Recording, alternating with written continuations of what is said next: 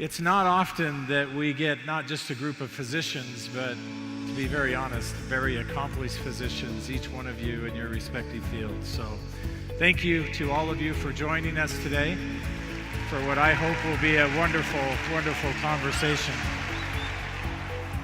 In my operating room, I'll introduce patients to things that are soothing, comfort care.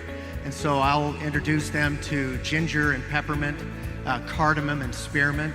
That's very helpful pre-operatively as they're preparing to go into the operating room and post-operatively. The ability for each of us to have these kinds of modalities, even the ingestion, I have found, it took me a while, I was skeptical at first, but I did the research for myself to be satisfied that ingestion is a very bona fide way to go in terms of clinical practice. Thank you. It comes down to the idea that I understand the chemical structures that we're talking about, and I can depend upon them every time. It's the same thing that we look for in medicine is reproducible results. And if I'm going to use an oil, I want something I can reproduce the results with every time.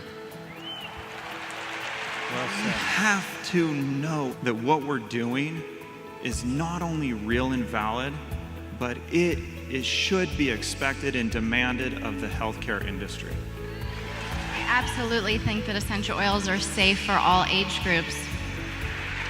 When we can take our experience and it builds our confidence, then we can begin to develop that intuition.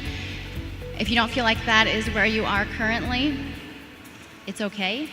Continued use will build that confidence. Lately, there's been a lot of talk about a lot of variables with safety. And Dr. Jorgensen, I'm going to turn to you at this point as an ear, nose, and throat specialist. What about using oils internally? Where is the concern, or is there any at all? Before I answer your question, because I think it is an important question, I'd like to ask if all the members of the medical board will support me and show their support by standing. I don't know what's happening right now, but I am going to say this. I'm not going to do any emergency procedures on any of you for what you're about to do. There you have it.